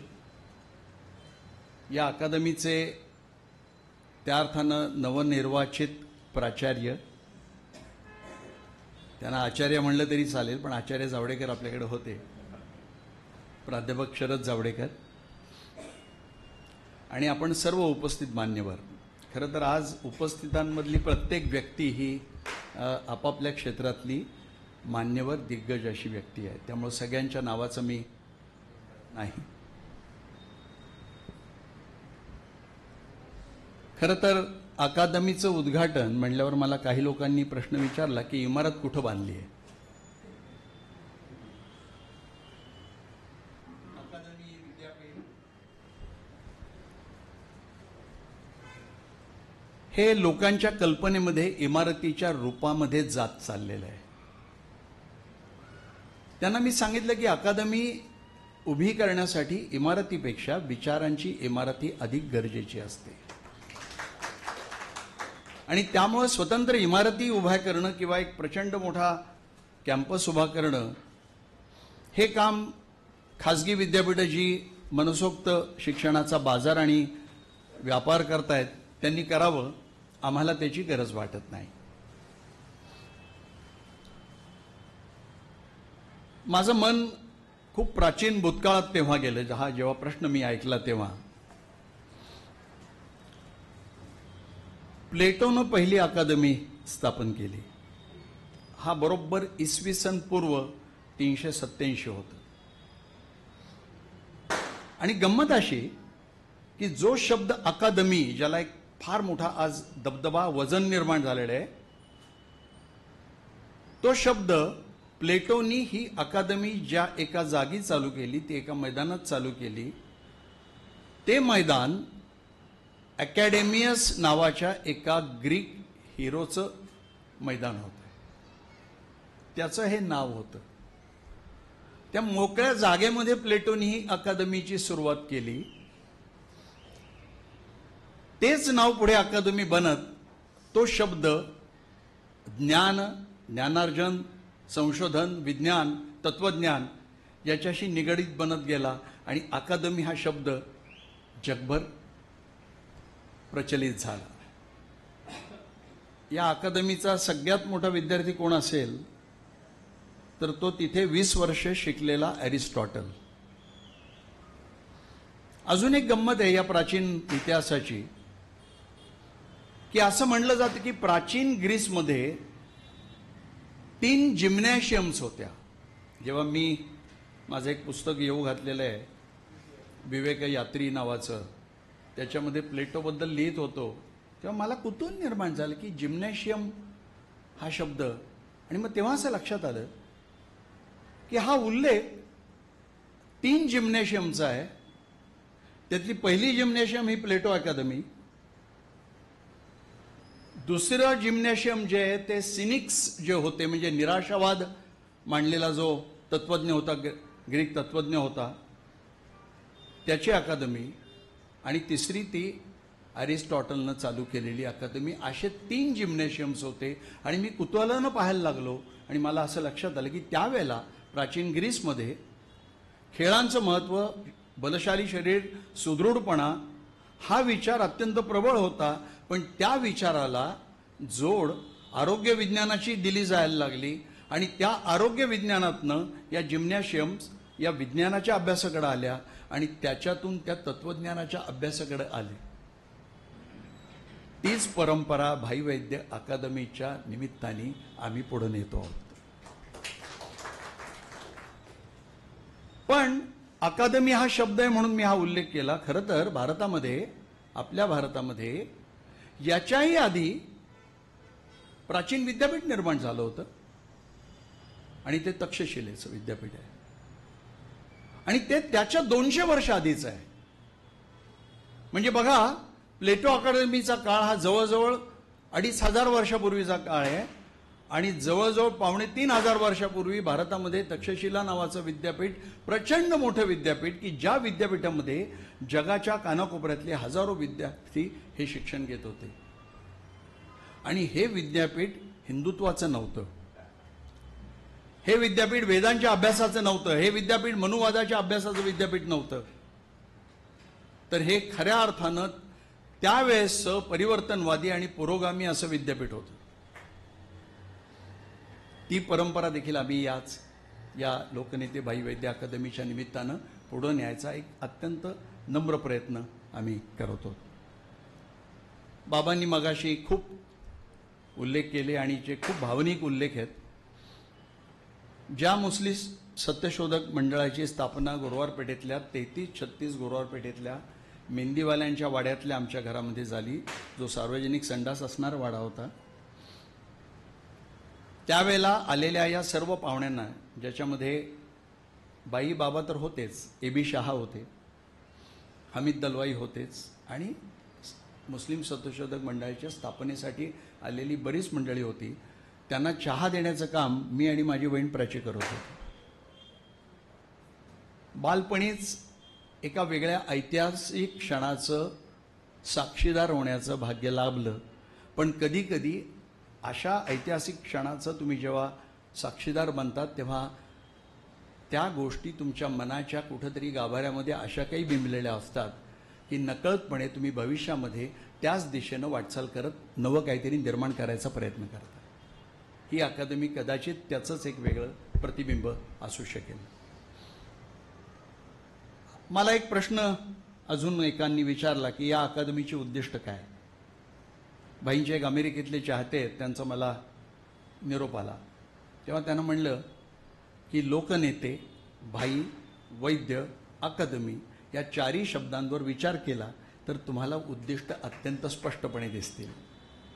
अर्थात तरी देखील या अकादमीचं एक उद्दिष्टांचं जे निवेदन आहे ते माझ्या आणि जावडेकरांच्या सहीनं आम्ही फक्त सुरुवातीला प्राध्यापक राजा दीक्षितांकडे पाठवलं आहे. ते आज जाहीर केलं जाईल आणि तुमच्या पुढे एक चित्र निर्माण होईल. अर्थात याला असं कुठलंही बांधीव स्वरूप आपल्याला देण्याची गरज नाही, कारण ही अकादमी आपल्या देशाच्या समाजमानसामध्ये, समाजामध्ये, देशाच्या सर्व क्षेत्रांमध्ये, मग ते राजकारणाचं क्षेत्र असेल, ते अर्थकारणाचं क्षेत्र असेल, ते समाजकारणाचं क्षेत्र असेल, ते कला साहित्याचं क्षेत्र असेल, ते विज्ञानाचं क्षेत्र असेल, कुठलंही ते क्षेत्र असेल, ह्या प्रत्येक क्षेत्राला स्पर्श करण्याचा प्रयत्न करेल किंवा किंबहुना तर केला पाहिजे. कारण देशामध्ये जे घडतंय त्याचा तुम्ही आता उल्लेख केलास ते अत्यंत चिंताजनक आहे आणि जगामध्ये देखील जे घडतंय ते अतिशय चिंताजनक आहे. आणि याचा एक छोटासा आढावा जर घ्यायचा ठरवला तर तो अशा पद्धतीने आपल्याला घेता येऊ शकतो. 2 गोष्टी फार महत्वाच्या आहेत. एक अभिव्यक्ती आणि अभिव्यक्तीच्या बरोबर दुसरी अत्यंत तेवढीच महत्वाची गोष्ट म्हणजे सत्य आणि असत्य ह्याच्यातली धूसर झालेली रेषा. अभिव्यक्ती धोक्यात आहे. या देशामधली नाही तर जगातल्या अनेक देशातली अभिव्यक्ती ही धोक्यात आलेली आहे. ती धोक्यात आणली जात आहे. ती दिवसेंदिवस अधिकाधिक धोक्यात येण्याच्या शक्यता निर्माण झाल्या आहेत. कारण लोकशाही नावाच्या राजकीय व्यवस्थेला अनेक ठिकाणी सुरुंग लागताना आपल्याला दिसत आहे. इतकंच नाही तर जगामध्ये ज्या अनेक लोकशाह्या आहेत त्या लोकशाह्यांच्या खुर्च्यांवर जे सत्ताधारी बसलेत त्यांचा स्वतःचाही लोकशाहीवर तेवढा विश्वास नाही. आणि त्यामुळे एक शक्यता अशी वाटायला लागते की लोकशाही नावाचा जो काही एक राजकीय प्रारूप आहे हे अपयशी ठरेल का? आणि हा प्रश्न पुन्हा निर्माण होईल की त्या प्रारूपाला पर्यायी प्रारूप आपण काय देणार आहोत. प्लेटो हा त्याचा जो गुरु सॉक्रेटिस त्याला ज्या पद्धतीनं तेव्हाच्या लोकशाही व्यवस्थेनं विषप्राशनाची शिक्षा ठोठावली आणि एक प्रकारे ती हत्याच होती. पहिला विवेकवादाची ती हत्या कदाचित आपल्याला म्हणता येऊ शकेल. त्यानंतर प्लेटो हा स्वतः लोकशाहीच्या बराच विरोधी झाला होता आणि तो सातत्यानं राज्यव्यवस्था चालवण्याची प्रारूप आयुष्यभर शोधत होता आणि ती आयुष्यभर मांडण्याचा प्रयत्न करत होता. पण एवढं करूनही त्याला अंतिमतः हे लक्षात आलं की लोकशाहीचं प्रारूपाच्या छटा वेगळ्या राहू शकतात, लोकशाहीची प्रारूप विविध राहू शकतात, पण लोकशाहीकडनं आपण पुन्हा एकाधिकारशाही, उमरावशाही, हुकुमशाही या दिशेला जाऊन चालणार नाही. म्हणजे प्लुटोक्रसी, अरिस्टोक्रसी, डिक्टेटरशिप हे जे काही विविध सत्तेचे रूप आहेत तिकडे जाऊन चालणार नाही. शेवटी लोकशाही हाच एक मार्ग आहे. पण ती लोकशाही जर तिला समतेची जोड दिली गेली नाही तर ती खऱ्या अर्थानं लोकशाही ठरत नाही. हे आपल्या देशामध्ये आपण सातत्याने पाहतो. म्हणजे लोकशाहीला समतेच्या जोडीची देखील तेवढीच गरज आहे. पण ही समतेची जोड देण्यासाठी लोकशाहीला समाजवादी विचाराची जोड तुम्हाला दिली पाहिजे. आता समाजवाद आणि साम्यवाद या छटा आहेत. आजही अमेरिकेमध्ये समाजवाद आणि साम्यवाद या दोघांमधला फरक न कळणारी माणसं जास्त आहेत. म्हणजे तिथे समाजवाद्यांना ते सोशलिस्ट म्हणत नाही. हा शब्द अनेकांना माहिती नाही. बर्नी सँडर्सचे आभार मानले पाहिजेत की त्यांनी किमान डेमोक्रेटिक सोशलिझम नावाची एक राजकीय संकल्पना अमेरिकेमध्ये आणली. पण आजही अमेरिकेमध्ये कॉम्यू म्हणजे कम्युनिस्ट ही शिवी आहे. आता गंमत बघा, जगातला एवढा मोठा बलशाली लोकशाहीवादी देश तो कम्युनिस्टांना शिवी घालतो आणि भारतातले मनुवादी, ब्राह्मण्यवादी यांचाही शत्रू कम्युनिस्ट आहे. मग हे काय? म्हणजे हे कशा पद्धतीने पुढे न्यायचं आहे? खरं तर भारतातल्या लोकशाही समाजवादी नेत्यांनी हे पुढे नेण्याचे आपापल्या परीने आयुष्यभर प्रयत्न केले. या सर्व नेत्यांची जी यादी आहे ते अक्षरशः एखादं आकाशमंडळ किंवा नक्षत्रांचं मंडळ असावं अशी यादी आहे. मी आपल्याला विनंती करीन की पारेख साहेब आज आलेले आहेत.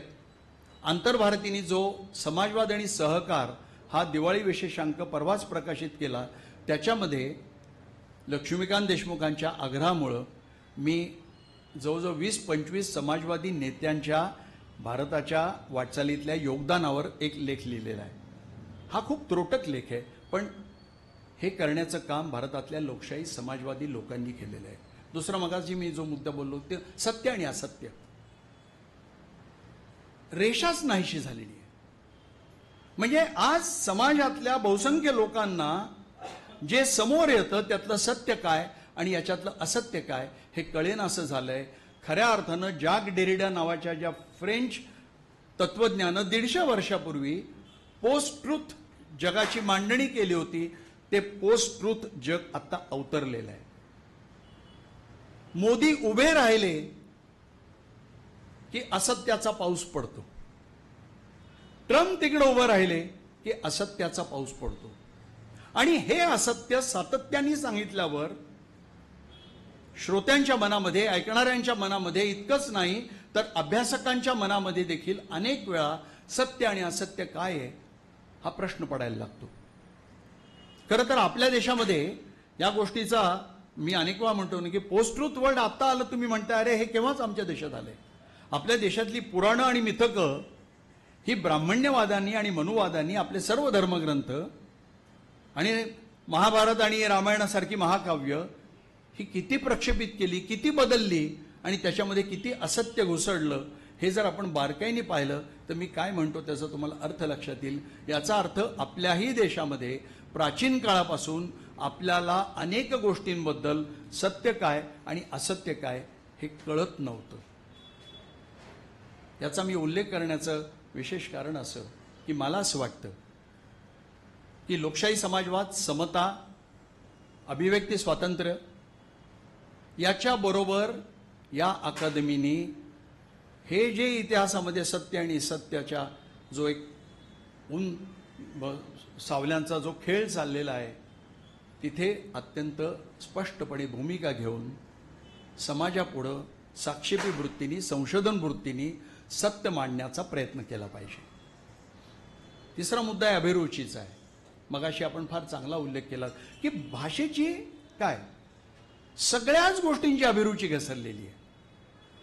ज्या वेळेला काश्मीर फाईल सारखा फक्त आणि फक्त असत्य ओकणारा चित्रपट हा एक उत्कृष्ट चित्रपट म्हणून त्याचं खास कौतुक केलं जातं तेव्हा चिंता वाटायला लागते कलाक्षेत्राची. म्हणजे अशा प्रचार चित्रपटांचा गेल्या काही काळामध्ये विशेषतः गेल्या दशकामध्ये अक्षरशः पाऊस पडतोय.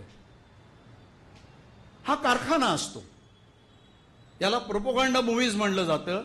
आणि हिटलरच्या काळामध्ये गोबेल्सनी खास विभाग नेमला होता आणि त्या विभागाला प्रचंड पैसा उपलब्ध करून दिला होता. आणि त्या निर्मात्यांचं आणि कलाकारांचं एकच काम होतं ते म्हणजे हिटलरच्या बाजूनी जे काही असेल ते सत्य आणि हिटलरच्या विरोधामध्ये जे असेल ते असत्य हे कलेच्या माध्यमातून मांडायचं. मग कला यासाठी जेव्हा वापरली जाते म्हणजे तिथं अभिव्यक्तीचं स्वातंत्र्य आहे. म्हणजे उद्या जर मला काश्मीर फाईल बद्दल कोणी म्हणलं की तुम्ही काश्मीर फाईलवर बंदी घालण्याची मागणी कराल का, तेव्हा मी सांगेन नाही. कारण जर अभिव्यक्ती स्वातंत्र्याचं रक्षण आम्हाला करायचं असेल तर हे खोटं सांगणाऱ्याच्या अभिव्यक्तीचा स्वातंत्र्याचा देखील आम्ही विचार करू. पण त्याला अभिरुची म्हणजे काय, खरी कला म्हणजे काय हे सांगण्याचा आम्ही प्रयत्न करू. अकादमीने या सर्व क्षेत्रांमध्ये भूमिका घेतली पाहिजे असं आम्हाला मनापासून वाटतं. दुसरा मुद्दा आहे तो हिंसा अहिंसेचा आहे. गंमत बघा कशी आहे. महात्मा गांधींच्या अहिंसेची सातत्यानं थट्टा करतात. इतकंच नाही तर महात्मा गांधींच्या केलेल्या खुनाचं गौरवीकरण केलं जातं. खून करणाऱ्या माणसाचं की ज्याची काही लायकी नाही, तो एक अपयशी माणूस होता, जेमतेम 10वी पण झालेला नव्हता, जीवनाच्या सर्व क्षेत्रांमध्ये तो अपयशी ठरलेला असा एक माणूस, त्याला एक गुरु भेटले आणि त्यांनी सांगितलं की तू हे घडवलंस तर इतिहासामध्ये तुझं नाव जाईल. आणि त्यांनी ते घडवलं. आणि त्या माणसाचं देवत्वीकरणाकडे वाटचाल केली जाते. म्हणजे गांधींच्या खुनाचं गौरवीकरण करायचं, तो खून करणाऱ्या खुन्याला देवत्वाकडे घेऊन जाण्याचा प्रयत्न करायचा. सातत्यानं गांधींच्या अहिंसेच्या प्रत्येक मार्गाची थट्टा करायची. या देशाला मिळालेलं स्वातंत्र्य हे त्याच्यामुळे मिळालेलं नाही हे सतत सांगायचं. आणि दुसऱ्या बाजूला आमच्यासारख्या सगळ्यांना अर्बन नॅक्सलाइट म्हणून शिक्का मारायचा. मग अगदी अभिजित वैद्यांची देखील ATS कडनं चौकशी करायची. ही चौकशी का? कारण पुराच्या वेळेला पाकिस्तानमध्ये फार मोठा पूर आल्यावर आमच्यातल्या काही जणांना असं वाटलं की इंडो पाक पीस ग्रुप आहे, जगभरातले लोक त्याच्यात आहेत, की आरोग्य सेनेने तिथे जाऊन काम करावं. त्या कामाचा प्रयत्न मी सुरू केला. पाकिस्तानमधनं फोन आले, यांनी ते फोन ट्रेस केले आणि पुढच्या काही दिवसामध्ये माझी ATSनी चौकशी केली. म्हणजे तुम्हाला एका क्षणात कळलं की अभिजित वैद्य पाकिस्तानशी बोलतायत. पण लॉरेन्स वैष्णवी नावाचा माणूस हा जगभरातल्या गुन्हेगारांच्या संपर्कामध्ये आहे, गुन्हेगारी टोळ्यांच्या संपर्कामध्ये आहे. त्याच्याकडे 700 शार्प शूटर्स आहेत. आणि कॅनडाचा पंतप्रधान देखील म्हणतो की बुवा तिथल्या काही हत्यांमध्ये वैष्णवीचा हात आहे. आणि हा लॉरेन्स वैष्णवी आहे कुठं, तर तो तुरुंगात आहे. लक्षात घ्या तुम्ही. म्हणजे एका बाजूला अहिंसेची थट्टा, दुसऱ्या बाजूला तुम्हाला अर्बन नॅक्सलाइट म्हणून तुम्ही हिंसक कृत्य करणारे लोक आहात आणि तुम्ही समाजामध्ये हिंसा पेरण्याचं काम करता म्हणून आमच्यावर सातत्याने शिक्के मारायचे. आणि तिसऱ्या बाजूला गोहत्येचा बंदीचा कायदा करायचा आणि झुंडींनी हाताला लागेल त्या, संशय येईल त्या माणसाला ठेचून काढायचं, त्याला मारायचं. म्हणजे हिंसा आणि अहिंसा याच्याबद्दल संपूर्ण समाजाच्या मनामध्ये एक प्रचंड संभ्रम निर्माण करायचा. म्हणजे हवं तेव्हा तो समाज हिंसक होईल, हवा तेव्हा तो अहिंसक भाषा बोलेल, ही समाजरचना उभी करायची. या अकादमीनं या मुद्द्याला देखील स्पर्श केला पाहिजे. मी या व्यापक मुद्द्यांबद्दल बोलतोय. तपशिलांमध्ये आता जाण्याची तशी मला गरज वाटत नाही. आणि मला असं वाटतं की या सगळ्यांचा जर अत्यंत बारकाईने जर अकादमीने विचार केला, कारण संपूर्ण आपल्या समाजाचे प्रवाह, अंतर्प्रवाह हे बदलण्याचं काम चाललंय. कुठपर्यंत बदल झालाय तर आपल्या देशातल्या दलितांचं ब्राह्मणीकरण करण्यामध्ये त्यांना यश आलेलं आहे. म्हणजे इथेही गंमत बघा कशी आहे. लोकशाही समाजवादावर विश्वास असणारी सर्व आमच्यासारखी माणसं ही कायम दलितांच्या, वंचितांच्या, आदिवासींच्या, अल्पसंख्याकांच्या, महिलांच्या हक्कांसाठी लढत राहिली आणि त्या हक्कांच्यासाठी ती उभी राहिली. त्यातल्या अनेकांनी त्यासाठी खूप त्याग केला. बाबांनी तर आयुष्यभरात मला वाटतं 30 वेळा तुरुंगवास पत्करला असेल. भाईंनी तितक्याच वेळा तुरुंगवास पत्करला. म्हणजे यासाठी आम्ही लढणार. आणि मग प्रत्यक्षामध्ये समाजामध्ये वावरायला लागल्यावर असं लक्षात यायला लागतं की ज्या वेळेला तुम्ही हे प्रचंड धार्मिक उन्माद, सतत चाललेले उत्सव, दर 10 फुटावर असणारी देवळं, त्या देवळांमध्ये होणाऱ्या आरत्या, प्रचंड लागणाऱ्या लाऊडस्पीकरच्या भिंती, म्हणजे 72 त्या आवाजामुळे आमचे कान गेले तरी तरुण वयामध्ये आम्हाला चालतील. कुठल्याही विज्ञानाची उपासना न करता तरुण मुलं 2-2, 3-3 महिने फक्त ढोल वाजवण्याचं काम करतायत. असा सगळा समाज उभा करायचा. आणि ज्या वेळेला याच्याबद्दल आमच्यासारखी माणसं काही टीकेचा सूर काढतात किंवा देशामध्ये ज्या बुवा बाबांच्या ज्या फौजा उभा करण्यात आलेल्या आहेत, ह्या सगळ्या हिंदुत्वाच्या फौजा आहेत. ह्या स्लीपर सेल्स आहेत. धर्माचा बुरखा घेतलेली ही सगळी माणसं आहेत. यांचं सगळ्यांचं एकच लक्ष आहे की हिंदू राष्ट्राची निर्मिती. आणि हिंदू राष्ट्र नाहीये तर ते ब्राह्मण राष्ट्राच्या निर्मितीकडची वाटचाल आहे. हे त्यांचं काम आहे. पण त्यांच्या विरुद्ध बोलण्याचं आम्ही प्रयत्न केला तर आमच्यावर हल्ला कोण करतं तर पहिल्यांदा बहुजन समाजातला माणूस करतो. म्हणजे तिथे देखील समाजवादी माणसाची वाटचाल ही अधिकाधिक बिकट बनायला लागते. मला असं वाटतं की अकादमीने याचाही विचार केला पाहिजे. आणि शेवटचा जो मुद्दा आहे तो परवा जागतिक अहवाल आला. आता जगामध्ये एकूण 110 कोटी लोक हे तीव्र गरिबीमध्ये जगतायत. तीव्र गरिबी. So this is very severe kind of poverty. पण भारतामध्ये जवळजवळ 24 कोटी लोक हे प्रचंड गरिबीचा सामना करतायत. आणि भारताचा क्रमांक आफ्रिकेतल्या अनेक देशांच्या वर आहे, पाकिस्तानच्या देखील वर आहे. हे तीव्र गरिबीबद्दल बोलतोय. प्रत्यक्षामध्ये जर गरिबांच्या व्याख्येकडे आपण जर गेलो, मला वाटतं या देशातला 70% समाज आपल्याला तिथे सापडेल त्या गरिबीमध्ये. मग मुद्दा असा आहे की आपल्याला विकसित भारत, बलशाली भारत हा जर घडवायचा असेल तर आपल्याला कुठल्याही परिस्थितीमध्ये सामाजिक विषमता ही दूर करता करता आर्थिक विषमतेला भिडावं लागेल. आणि आर्थिक विषमता दूर करण्यासाठी जी विविध प्रारूप आहेत त्याचा अभ्यास या अकादमीने केला पाहिजे. आणि हे अभ्यास सातत्याने समोर आणावे लागतील. मग कधी खडबडून जागं करावं लागेल. जसं बाबांच्या मार्गदर्शनाखाली आम्ही अर्धपोटी कष्टकऱ्यांचा आवाज हा अहवाल 10 वर्षापूर्वी प्रसिद्ध केला. द व्हॉइस ऑफ अंडरफेड लेबरर्स, आधे पेट मेहनत कोशों की आवाज, 3 भाषांमध्ये आम्ही प्रसिद्ध केला. हलवायचा प्रयत्न केला पण नाही हललं. आणि शेवटचा माझा मुद्दा आहे तो म्हणजे हरवणाऱ्या संवेदनाशीलतेचा. म्हणजे अभिव्यक्ती, अभिरुची, सत्य असत्य, हिंसा अहिंसा. आणि शेवटचा मुद्दा आहे तो हरवणारी संवेदनाशीलता. लाखो शेतकऱ्यांनी आत्महत्या केल्या. भाई नेहमी सांगायचे आपल्या मनावर ओरखडा देखील उमटत नाही. आत्महत्या थांबल्या नाहीत, आत्महत्या चालूच आहेत. परवा तर एक अहवाल आला आपल्या देशातला की तरुण मुलांच्या आत्महत्यांचं प्रमाण वाढलेलं आहे. हे काय घडतंय? मग आम्हाला त्याचं काहीच वाटत नाही का?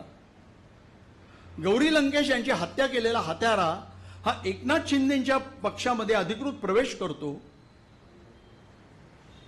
या हत्येशी आम्हाला काहीच घेणं देणं नाही का? ही माणसं नक्की काय करत होती? दाभोळकर असतील, पानसरे असतील, ही माणसं एक सत्यशोधकी, परिवर्तनवादी, पुरोगामी प्रवाह पुढे नेण्याचा आटोकाट प्रयत्न करत होती आणि ज्याची या देशाला सर्वात जास्त गरज आहे. आणि तीच परंपरा भाई वैद्य अकादमीच्या माध्यमातून आम्हाला पुढे न्यायची आहे. आजचा दिवस ऐतिहासिक आहे. जगाच्या इतिहासातले अनेक ऐतिहासिक दिवसांचे साक्षीदार ही चिमुडभर माणसं असतात. ऐतिहासिक दिवस हे शिवाजी पार्कवरच्या किंवा आझाद मैदानावरच्या लाखो लोकांच्या उपस्थितीमध्ये सहसा घडत नसतात. जग बदलणाऱ्या घटना या मुठभरांच्या समोर घडत असतात, चिमुडभरांच्या समोर घडत असतात, कदाचित त्या 1-2 लोकांच्या उपस्थितीमध्ये घडत असतात. मला असं वाटतं की आज तुम्ही सर्वजण जे काही इथं उपस्थित आहात ते या देशाच्या भविष्याच्या वाटचालीमध्ये एक अत्यंत ऐतिहासिक वळण देण्याची ताकद असणाऱ्या विचारांच्या अकादमीच्या उद्घाटनाला जमलेलं आहे. केवळ भाई आहेत म्हणून मी हे भाऊक होऊन म्हणत नाही, कारण भाईंनी आम्हाला भाऊक व्हायला शिकवलं नाही. म्हणजे भाई अत्यंत भावनाशील होते. भाई किती भावनाशील होते आणि कसे कार्यकर्त्यांच्या आयुष्याची काळजी करायचे आणि आम्हाला कुठंच न बोलता त्या कार्यकर्त्यांना कशी मदत करायची. आयुष्यभर कित्येकांना त्यांनी मदत केली, त्याचा साक्षीदार मी आहे. आणि त्यांच्या पुढच्या काळात त्यांना सही करता येणं अवघड व्हायला लागलं तेव्हा त्यांचे चेक मीच काढायचो. हे काम हे भाई वैद्य फाउंडेशन करत होतं. त्यासाठी भाई वैद्य फाउंडेशनची निर्मिती केली. पण तरी देखील आयुष्याची वाटचाल करताना ती विचारांवर ठामपणे झाली पाहिजे, ती भाऊकपणे करायची नाही. हे भाईंकडनं आम्ही शिकलेलो आणि म्हणून एक अत्यंत दमदारपणे आपण या वाटचालीला आज सुरुवात करूया. तुम्हा सगळ्यांचं मार्गदर्शन या अकादमीला लाभेल. सल्लागार मंडळात खूप चांगल्या लोकांचा समावेश आम्ही करण्यामध्ये यशस्वी झालो आहे. ज्यांना ज्यांना विचारेन त्यातल्या प्रत्येकाने असं सांगितलं की या अकादमीचं सल्लागार मंडळात किंवा व्यवस्थापन मंडळात किंवा प्रशासकीय मंडळात किंवा संचालक मंडळात येणं हे आमचं भाग्य आहे, हा आमचा सन्मान आहे. ही भावना जवळजवळ प्रत्येकाने व्यक्त केली. पण माझं म्हणणं एवढंच आहे की ह्या समित्या कागदावरच्या राहू नयेत, या समित्या दिशा देणाऱ्या असाव्यात. अर्थात यासाठी त्या समितीतच तुम्ही असला पाहिजे असा कुठलाही हट्ट असण्याची गरज नाही. पण शेवटी एकच गोष्ट सांगतो की ज्या वेळेला आपण एखादी नवी कल्पना घेऊन निघतो तेव्हा बऱ्याच लोकांना एक सवय असते. मी नेहमी असं म्हणतो गमतीने की त्यांच्या खांद्यावर कल्पनांचं पोतं असतं आणि ते शोधत असतात की हे पोतं कोणाच्या समोर रिकामं करता येईल.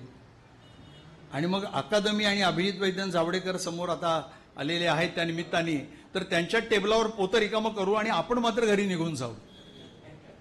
आरोग्य सेनेच्या सुरुवातीला ही घटना घडायला लागली आणि मी तेव्हा आमच्या कार्यकर्त्यांना एक गोष्ट सांगितली, तुझ्या कल्पनांचं पोतं उपडं केलं की त्यातल्या महत्त्वाची कल्पना मी तुझ्याच हातात देणार आणि तुला सांगणारी तळावर ठेव आणि आता ही कल्पना पुढे नेण्याचं काम तूच करायचंस. अशा आम्हाला कल्पना देऊन सक्रियपणे त्या कल्पनांचा पाठपुरावा करणारी, त्या कल्पनांना स्वप्नातनं प्रत्यक्षात साकार करायला मदत करणाऱ्या माणसांची आम्हाला खऱ्या अर्थानं गरज आहे. कारण भाई वैद्य हे असेच होते. शेवटची गोष्ट मला आठवते जी सांगणं अत्यंत गरजेचं आहे, आपल्यातल्या अनेकांना ती कदाचित माहिती नसेल. डॉक्टर राम ताकोले भाईंचा उल्लेख हा प्लेटोच्या स्वप्नातला फिलॉसॉफर किंग म्हणून करायचे. भाई फिलॉसॉफर होतेच, त्या अर्थानं किंग होते म्हणजे नेते, राजकीय नेते होते. काही काळ सत्तेचं थोडासा बाईंना लोणच्यासारखा चव घ्यायला लागली. त्याही काळामध्ये त्यांनी प्रत्येक पदावरनं परिवर्तन घडवलं, हे होतंच. पण सगळ्यात महत्त्वाची गोष्ट म्हणजे भाई संघर्षशील योद्धे होते आणि त्याचबरोबर भाई तळागाळातल्या माणसांच्या खांद्याला खांदा लावून त्यांच्या सुखदुःखांचा विचार करत, त्यांच्या सुखदुःखात सहभागी होत, त्यांची आयुष्य बदलण्यासाठी परिवर्तन कसं करता येईल याचा विचार करणारे खऱ्या अर्थानं चिंतक होते. ही अकादमी हेच आहे. धन्यवाद.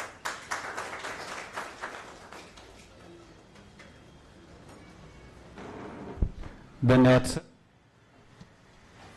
कार्यक्रमाच्या पुढील टप्प्याकडे जाण्याच्या आधी एक सूचना. आपणा सर्वांसाठी या ठिकाणी चहापानाची व्यवस्था केलेली आहे. आपण चहापानाचा आस्वाद घ्यायचा आहे.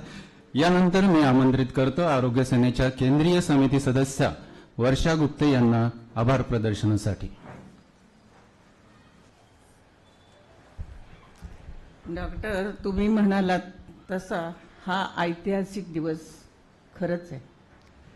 आणि ह्या कार्यक्रमाला आदरणीय बाबा इथं 4 जिने चढून आले, त्याच्यामुळे कोणाला कारण सांगायचं कारणच नाही की मला चढता येत नाही. आणि बाबांच्या खणखणीत आवाजात सत्य सर्वांचे आदिगर हा अखंड आपण सगळ्यांनी म्हणला, आपण सहभागी झालो. आणि बाबांनी जे मार्गदर्शन केलं ते खरोखरच या अकादमीला एक खूप मोठं प्रेरक असं आहे. आजचा हा लोकनेते भाई वैद्य अकादमीचा कार्यक्रम म्हणजे भाईंच्या विचाराचा कार्यक्रम. भाईंच्या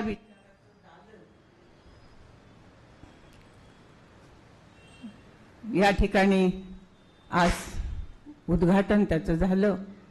आणि ह्या दालनामध्ये मंचावरच सगळे विचारवंत आहेत आणि मंचासमोरील श्रोत्यांमध्येही अनेक दिग्गज विचारवंत आहेत.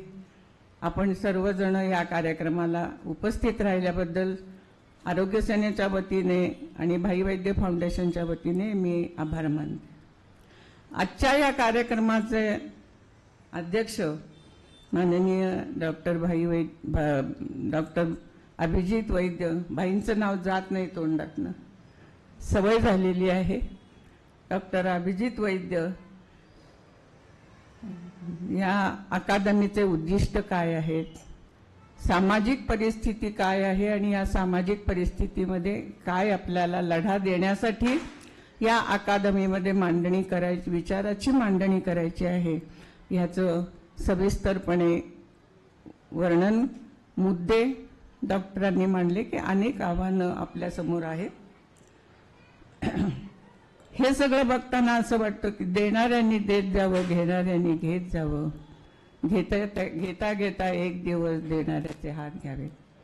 कारण ह्या अकादमीमध्ये ही देवाणघेवाण विचारांची होणारच आहे. ह्या अकादमीच्या बोधचिन्हाचं जे उद्घाटन आदरणीय दीक्षित सरांच्या हस्ते झालं, त्यांनी परिवर्तनातील आव्हाने आपल्यापुढे काय आहेत, ही वेगवेगळी आव्हाने वेगवेगळ्या विषयामध्ये मांडणी आपल्याला कशी करता येईल, हे या अकादमीचं स्वरूप कसं करता येईल तुम्हाला, आणि त्याच्यामध्ये अनेक वक्ते, मार्गदर्शक सगळेच येतील. त्याप्रमाणेच आजच्या ह्या अकादमीचे प्राचार्य अध्यक्ष आदरणीय शरद जावडेकरजी यांनी अकादमीचे उद्दिष्ट काय आहे, त्याची मांडणी काय करणार, विषय कसे असतील, कुठल्या विषयाला आपल्याला कशा स्वरूपामध्ये त्याचं वाढवत विचार केला पाहिजे, आणि ओपन टू ऑल अशा पद्धतीमध्येच ही अकादमी राहील. कारण ती विचाराची अनेक मांडणी त्या ठिकाणी होणार आहे. या कार्यक्रमाला सगळे आपण उपस्थित राहिलात, सर्वांचे मी मनपूर्वक आभार मानते. आणि जे पत्रकार इथे आले असतील, पत्रकार बंधू, त्यांचेही मी मनापासून आभार मानते. आणि शेवटी असं म्हणावं लागतं की आम्हा घरी धन शब्दाची चरतणे, आम्हा घरी धन शब्दाची चरतणे, शब्दाचीच क्षत्रे यत्न करू. शब्द हेच आमुचे जीवन, शब्द तुका म्हणे आम्हा, शब्दाची ठेव, शब्दाची गौरव पूजा करू. अशा आशयाने हे आज कार्यक्रमाचं स्वरूप, हे मंच एक आपल्याला प्रेरणादायी ठरलेलं आहे. तेव्हा मी परत एकदा मंचावरील आणि आपण सर्वांचे मनपूर्वक आभार मानते. धन्यवाद.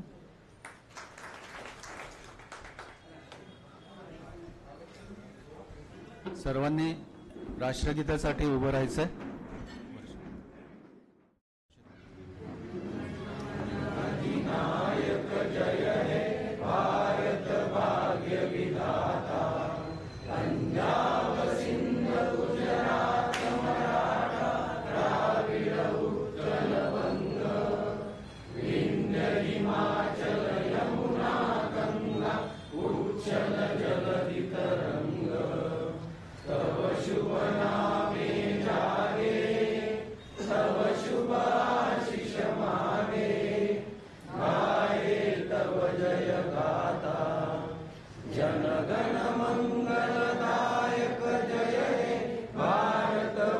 भाग्य विधाता